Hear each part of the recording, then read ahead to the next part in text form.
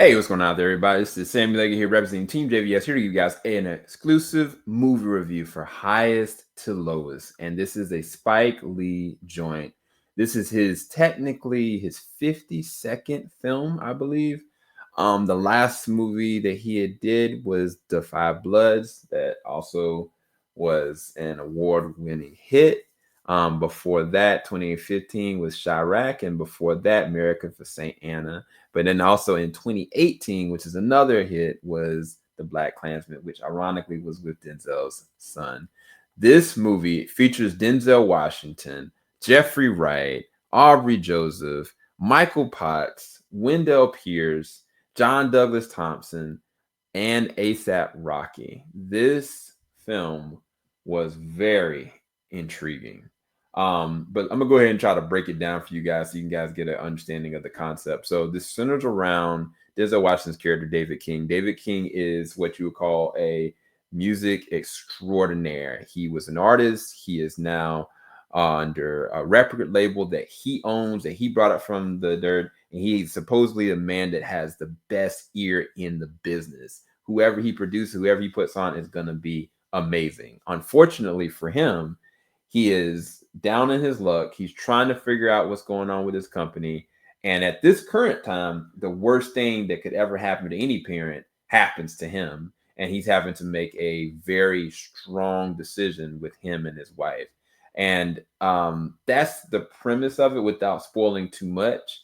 But there's a lot of ins and outs with that. But what I will say is that this is absolutely Spike's love letter to New York in a lot of different ways, because everything about how New York flows, the people, the culture, whether it's Washington Heights, whether it's Brooklyn Bridge, whether it's the skyscrapers, whether it is the different ethnicities that are around in the area, even down to how deals or brokerages on a dime, how somebody could be helping you and then the next moment they could absolutely be stepping on you. And how at any given moment something may be happening on the subway that you don't know about, but at the same time, like everybody's still going to continue their day as though nothing ever happened. And I think that the different transitions and scenes, even though some of them would be far-fetched, he handles them with a lot of care. He handles them with a lot of love. Even like in the very beginning of the movie, there's this interesting day to night transition and this classic kind of feel to the score. This is absolutely what Spike is notorious for. He's notorious for these interesting deep fake edits and then transposing when a scene's supposed to go to another one. And all the classic things that make up a Spike Lee joint are in this film. So don't be worried about it like that. I think the biggest thing is everybody wants to know is what makes this stand out. And of course, it is the man with the plan, Denzel Washington. Whenever Denzel and Spike work together, there's this twinkle in Denzel's eye of excitement. And it's like, it's not as though when he's doing his best performance, he's not excited. He is immersed into a character, right? Whenever he's with anybody else. But when he's with Spike, there's this love and joy and comfortability that he has with Spike that I don't think he has with any other director. And this is no exception to that rule, because as a character, David King on paper, looks like, oh, okay, like I understand where he's kind of coming from. I know why this is such a hard situation. But then when you actually see it and you're witnessing it, it's like, oh man, this dude is morally gray. He's coming from a situation where he may make the hard decision, but not in the best interest of anybody else but himself. So there's a selfishness to him. There's possibly a greed stuff to him. There's possibly him in a place in his life where whatever he thinks is best is what he's going to do. And I think that made a very compelling character. And the other standout for me was ASAP Rocky. I really, truly could not believe how well he did in this film. He was menacing. He was engaged. It was almost a natural progression to where his character drove the narrative. Matter of fact, the third act benefited from more airtime with him and interactions with him and Denzel Washington. There's a moment in this film where they are up at odds against each other and having a very interesting conversation. And I don't want to show the context because this is a non-spoiler review, but let's just say it's a confined space. And it is one of the most engaging back and forth in this whole entire movie. And it, to me, is one of the best scenes in this movie. And they have another one close towards the end as well. But it's a very interesting cat and mouse game, and a lot is riding on how the narrative is going to progress. And I will say that this is a slow burn. Like the very first act, it kind of moves you into this stratosphere of understanding who David is and what kind of person he shows everybody else. Like the dutiful dad that has a son that's a rising basketball star, that's an accomplished Grammy Award winning producer with a amazing record label, with a dutiful wife that's going to do all the things. But underneath it all, you hear all these undercurrents. You hear like who his best friend is, which is Paul, and why Paul is devoted to him and what he does for him. And then like how when the chips are down, when things happen, who's really in his corner, who's not in his corner, what this actually means when he's making selfish decisions, what does that impact? And when you're dealing with a life and death situation, like how's this going to be? Now, Jeffrey Wright is always amazing. He's one of the best actors, period. And to have him and Denzel watching a movie together and alone is crazy. What I will say is that Jeffrey Wright, as much as he is at the forefront, he is taking a back seat, and I think it's an intentional thing. It's not as though he's not acting to his potential. I think it's more so he's choosing the narrative, the road that Spike is driving this on. And it just doesn't merit for him to have any standout moments, but it's a very important character, and it plays to a lot of the mystery about what's actually happening. And I think that Jeffrey Wright shines and always makes everybody else shine that's around him. But again, I'm telling you guys, this is the ASAP Rocky show. I am very impressed by how he handled his character and also how he progressed the narrative forward in a way that I think that the movie really needed it and merited it that. The other thing about this is I personally feel like the score was this classical Spike Lee style of score, right? And I appreciate him for that. But it unfortunately just did not land for me. And part of that is because he made a choice with how he wanted the composer to go and fit with these tonal shifts and changes, but keeping the same exact flow. And I think that's why he got Howard Drossen involved in this. And while at the same that time, the soundtrack that's with the movie does have hits in it as well. And some of those hits work perfectly with scene to scenes and those transitions. And then unfortunately, some of those do not. They do not land. I personally felt like the score itself was not my favorite. I understood it from a Spike standpoint because it fits his mode, but I don't think that the score worked with a lot of the scenes, like just the natural score, not even the songs or the soundtrack, but the actual score itself. There were certain moments where I felt like what could have benefited from is when you're dealing with the highest, just play on words, that score with what Howard doing made sense. But when it came to the lowest, I think it should have been a completely different thing. And I think that could have worked into the betterment of certain things that happen. Now, there are going to be some people they're going to do it. They're going to compare this to the show Empire with Terrence Howard and Taraji B. Henson, specifically towards the second and third act, certain moments.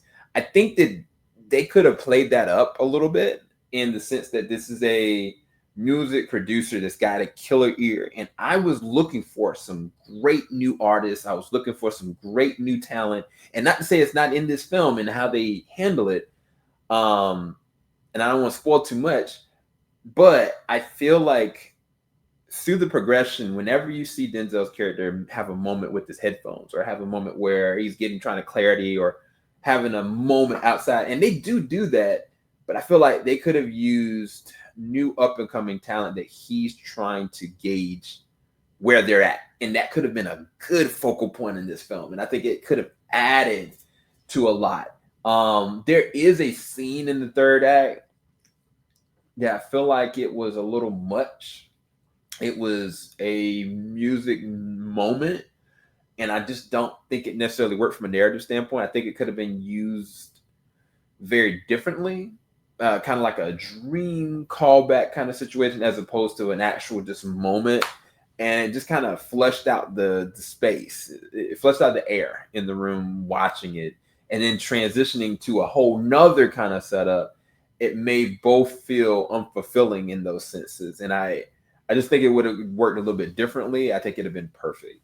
The other thing that I did not like in this film, it's really the last thing, was Dean Winters. I Dean Winters, if you don't know, he's been in a lot of recent commercials, even though he's been in shows like Oz and Hellraiser, and he's a good actor, but because he's played so much up of these commercials that he's been in for like insurance, every time he was on screen, I just didn't believe him. Didn't believe he was a cop. Didn't buy it, and he just did not fit in this film at all. And I hate to say that. It's just the way they played him. And I think he was supposed to be kind of like a caricature of something. I think that was the intent, but it just did not land for me. So between like some of the choices with the score, a specific scene that happens, a musical scene that kind of took me out of it, and then unfortunately Dean Winters' character, those were the negatives. But the high points of this, absolutely ASAP Rocky, absolutely Jeffrey Wright, absolutely Denzel Washington. I think that I really wanted to see a little bit more from Aubrey, because I'm a huge Aubrey Joseph fan ever since Cloak and Dagger. I think he's an amazing actor, and I'm happy he got this moment. I do think that with Wendell Pierce, John Douglas Thomas, and Michael Potts, they utilize them well when they do. Efranish Hadara, that plays the role of Pam, which is Denzel's wife, I think she does a really good job. I just don't think that her dialogue that was written for her, it was felt out of place. It just didn't fit with the narrative at times. Like it played it up, but it just didn't flow a little bit sometimes with me. But all in all, this is a good Spike Lee film. Like, I'm not gonna sugarcoat that. I think that he does a really good job with this film, and I think he does a good job with this cast. But the true person that really benefits from this is the people of New York. He loves New York, and you can tell it through this. But there was a small little like nudge in this one. Elijah White is Jeffrey Wright's son. That's the person to the right, and to the left, that's Aubrey Joseph that plays the role of Denzel Washington. Which is really interesting that they were able to go and do that for that young man. He does a really good job in this film as well. But yeah, I think again the cast is good for what they are provided, and I think that Spike frames this like a Spike Lee joint. He got to call his own shots with this film, and I think the movie benefits from that. But I think there's certain small little tweaks that could have made this even better. This for me is an 8 to an 8.5 out of 10. Highlights, absolutely. When you see it, you'll understand ASAP Rocky and Denzel Washington. They have absolutely the best scenes together. And the way that it's framed for New York and how they talk about the progression of what music actually is and what it does. When they lean into it, it works really well. But I'll talk to you guys a bit later on. Thank you guys so much for watching this review. Go and check out Highs to Lows when you get a chance. I think I may end up looking at what this is based on. I think I can probably check out. I think I can check out the movie. The based on the book. High and Low. I think it's like a 1963 film. Maybe I'll do a review on that so I can get better context. And also, I think that will also help with the progression of how people perceive this film and what it's really truly about. Because some people are not going to get it. Because certain times, that not to say that the pacing is off. It's just the way that he kind of adds it. He adds it the way he normally does, but tonally, some of the shifts won't make sense at times. And I think it's because it's playing to that specific narrative. So I think I may go back and review that 1963 film. But thank you guys so much for watching. Make sure you like, subscribe, hit the bell button. I'll talk to you guys a bit later on. Have a good one, everybody. Peace. Filing out the top of the I can see the skyline, 50 mile radius on my timeline. Ain't nothing on my mind.